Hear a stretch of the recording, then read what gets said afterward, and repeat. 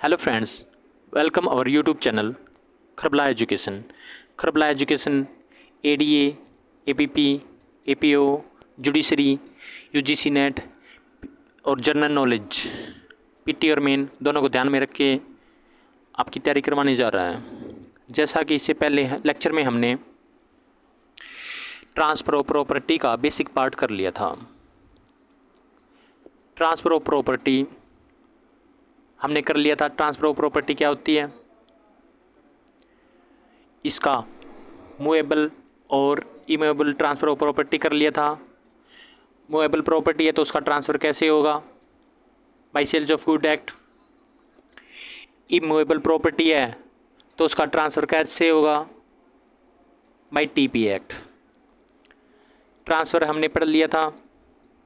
Transfer एक property transfer कैसे होती है, दो तरीके से, बाय एक्ट ऑफ पार्टी और bye operation of law. Bye act of party को हम इंटरवाइवस बोलेंगे और बाय ऑपरेशन ऑफ लॉ को नॉन इंटरवाइवस बोलेंगे। इसके हमने ये पार्ट कर लिए थे। उसके बाद हम इसके हिस्ट्री पार्ट में बिल को प्रिपेयर करना, किसके द्वारा प्रिपेयर किया गया, कब किया गया, किसने भेजा और इसको इंट्रोड्यूस कब किया गया, किसके द्वारा किया गया, कब किया गया, इसकी enactment date, enforcement date, total chapter, total sections, ये हमने सभी कर लिए थे। आज हम इसके स्कोप को करने जा रहे हैं। देखो, सबसे पहले पॉइंट है नॉन एग्जॉस्टिव। एग्जॉस्टिव का मतलब क्या है, इसका मतलब है ये अपने आप में पूर्ण नहीं है। मतलब इसका संबंध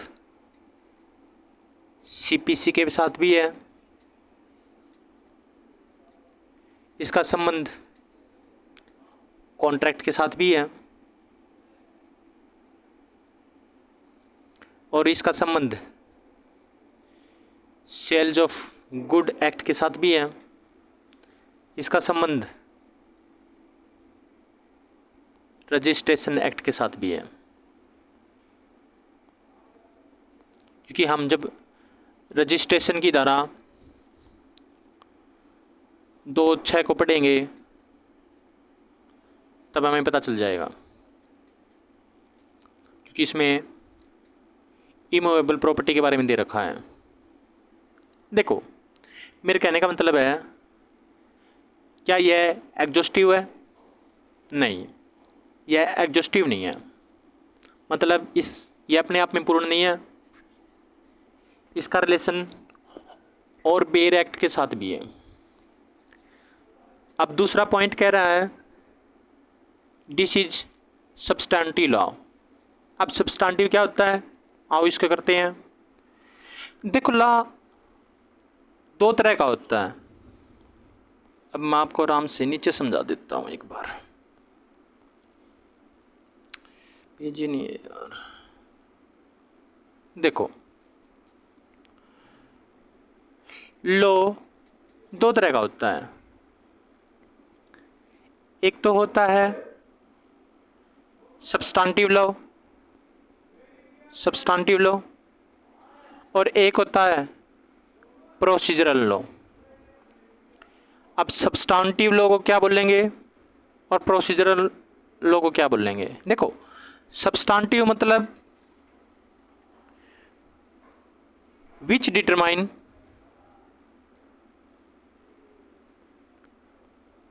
राइट्स एंड लायबिलिटी। जो अधिकार और दायित्व बताए उसको बोलते हैं सब्सटैंटिव लॉ।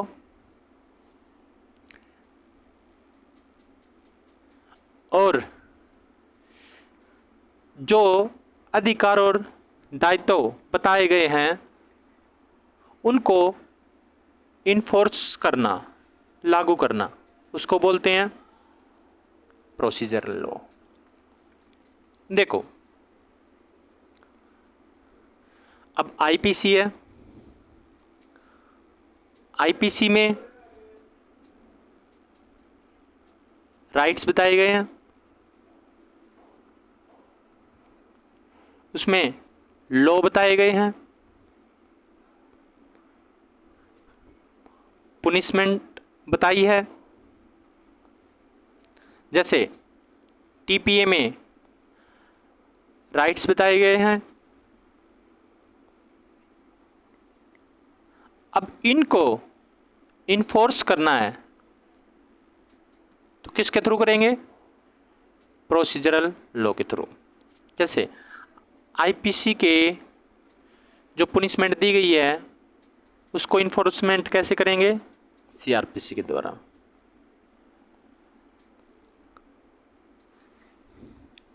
ठीक है, ये है हमारा सब्सटेंटिव लॉ जो राइट और लायबिलिटी बताए, प्रोसीजरल जो राइट और लायबिलिटी को इन्फोर्स करे। ये हो गया सब्सटेंटिव और प्रोसीजरल लॉ। अच्छा, अब आगे करते हैं। देखो, बिफोर टीपीए, मतलब टीपीए कब आया? 1882 में। बिफोर टीपीए, टीपीए से पहले transfer of immovable property in India were ground by principle of English law and equity. देखो,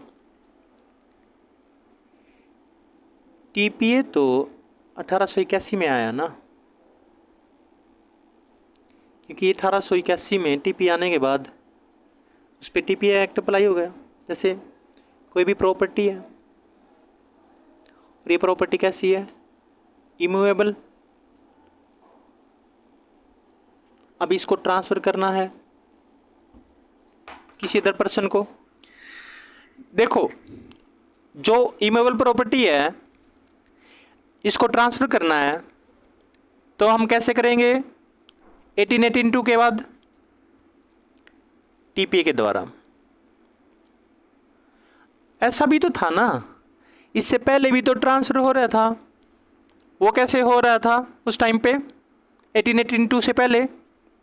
ये लिख दिया ना, यही तो लिखा है इसमें, principle of English law and equity. अब इसको देखते हैं एक बार।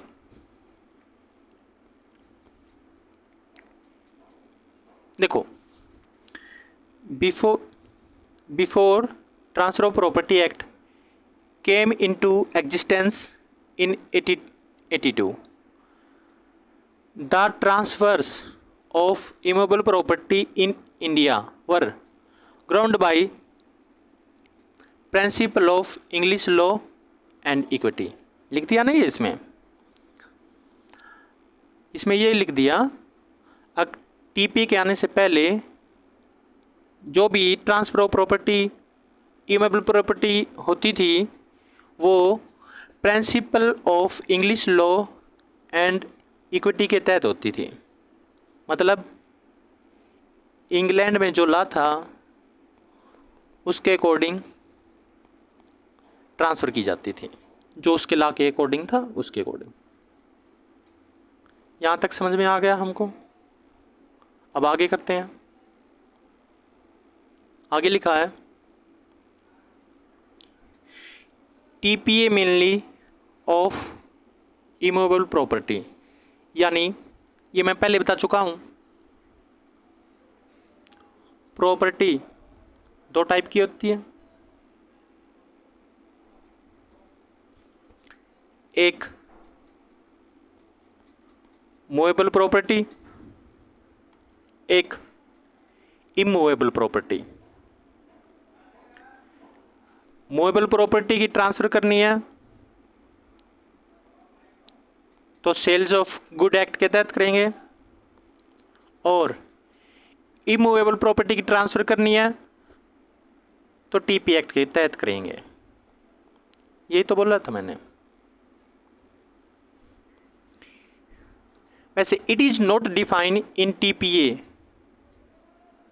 क्या डिफाइन नहीं है? टीपीए में प्रॉपर्टी, प्रॉपर्टी टीपीए में डिफाइन नहीं है, इसको हम आगे करेंगे। प्रॉपर्टी है क्या, क्या इंटरेस्ट को प्रॉपर्टी बोलते हैं या नहीं, ये आगे हम करते हैं।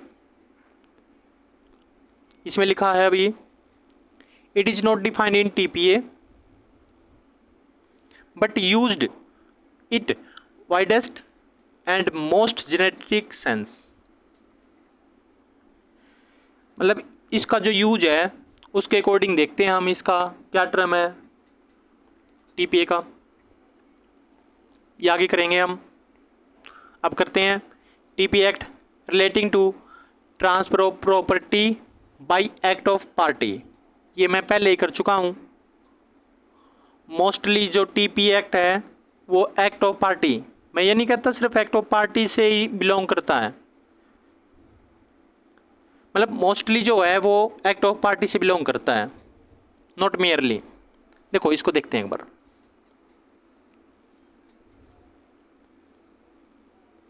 इसके प्रेम्बल में जाते हैं ना हम, वहां पे लिखा देखो प्रेम्बल, देखो एक बार का, इसमें ये लास्ट लाइन लिखी है देखो प्रेम्बल में, whereas it is expedient to define and amendment certain parts of the law relating to the transfer of property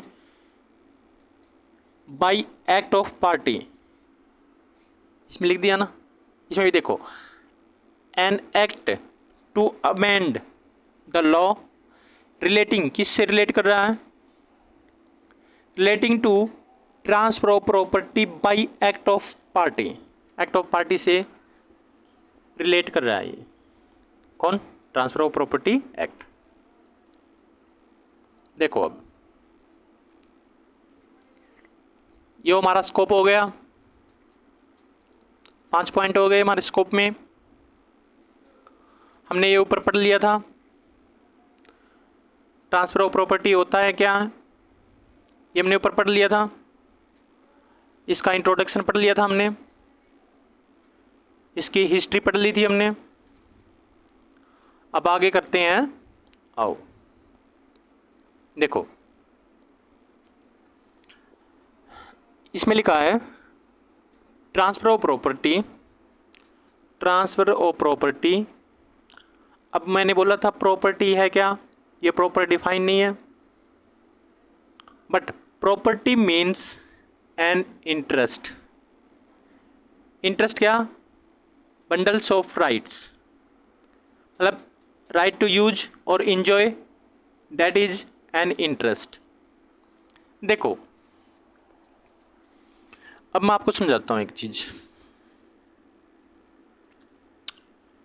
देखो इसने क्या बोला है, अब देखो ये एक कार है, अब ये किसी अदर पर्सन को ट्रांसफर कर दी गई, ये ए पर्सन है, ये बी पर्सन है,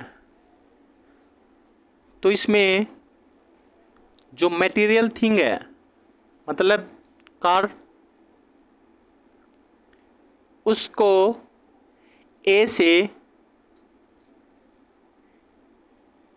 बी को ट्रांसफर किया गया है, ठीक है, यहां पे कार बी को ट्रांसफर हुई है, ये तो है मूवेबल प्रॉपर्टी। अब देखो ये एक हाउस है,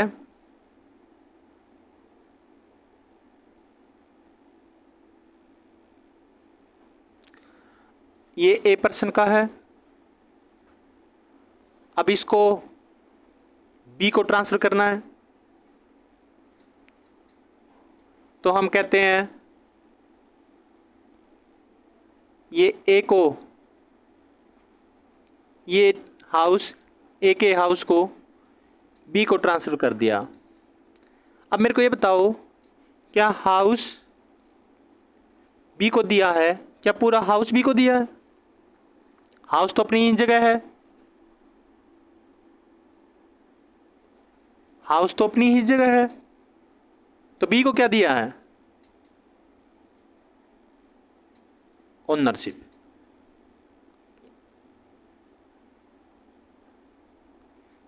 ओनरशिप दी है ना बी को। देखो ए का जो राइट, ए का राइट था ना, वो कैसा राइट था? ए का जो राइट था इसमें हाउस में, देखो देखो देखो यहाँ देखो, ये हाउस है, क्योंकि हम यहाँ बात कर रहे हैं इमूवेबल प्रॉपर्टी की। मूवेबल प्रॉपर्टी में जो मटेरियल थिंग है, जैसे कार, वो बी को ट्रांसफ़र की गई है, उसमें मटेरियल थिंग बी को ट्रांसफ़र कर दी। ये बात कर रहे हैं हम मूवेबल प्रॉपर्टी की। और इमूवेबल प्रॉपर्टी में क्या है? जो मटेरियल थिंग है हाउस, हम मटेरियल थिंग को ट्रांसफ़र नहीं करते, हम किसको ट्रांसफ़र करते हैं? ओनरशिप को या फिर राइट टू यूज को। देखो मैं समझाता हूँ अब डीपली। देखो देखो ये एक हाउस है,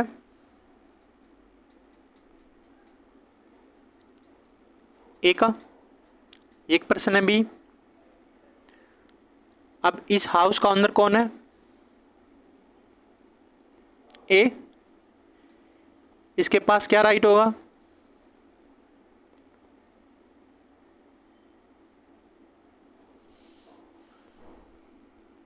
right to use,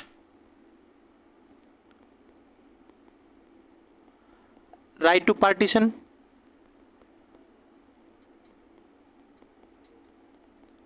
right to sale. कहने का मतलब है ए के पास एब्सोल्यूट राइट होगा।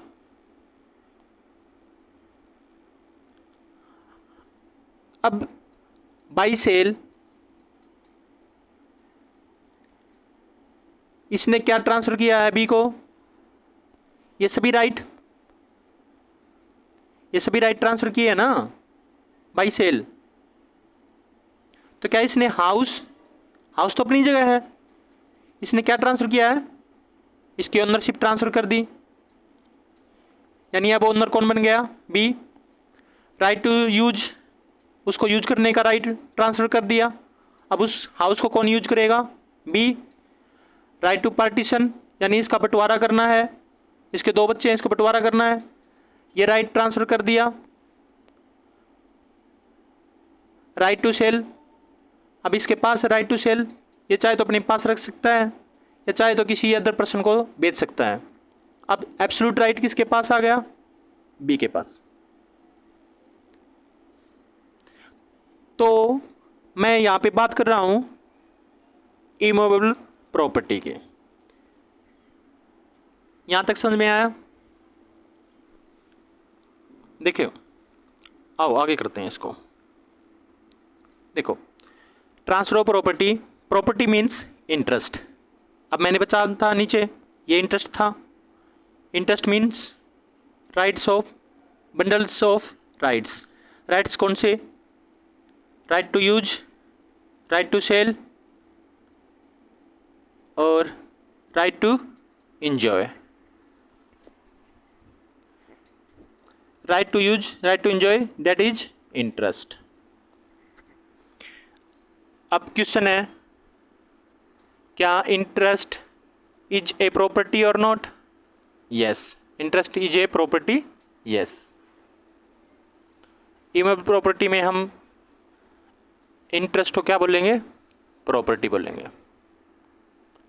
देखो एग्जांपल देखो, एक ये एक बिल्डिंग है। अब बिल्डिंग का ओनर ए है, ए के पास राइट टू यूज है, उसने रेंट पे दे दिया पीजी ओनर को। अब उसने क्या, बाई रेंट, किसके द्वारा? लीज के द्वारा। लीज के द्वारा दिया ना, या फिर एग्रीमेंट के द्वारा। तो ए ने बीपीजी ओनर को बाय लीज या एग्रीमेंट के द्वारा बिल्डिंग का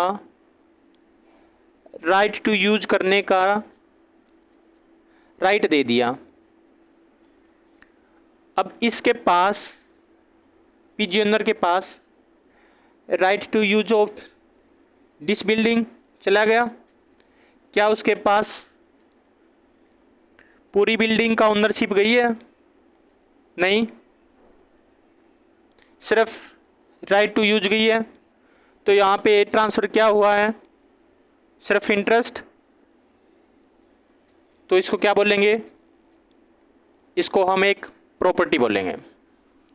देखो, हेयर राइट टू यूज या एंजॉय, यानी अब इस बिल्डिंग को पीजी ओनर अपने हिसाब से यूज करेगा। अब उसका ओनर में कोई इंटरफेयर नहीं होगा। अब इसमें बिल्डिंग को यूज करने का राइट किसके पास चला गया? पीजी ओनर के पास। तो हेयर राइट टू यूज और एंजॉय दैट इज प्रॉपर्टी।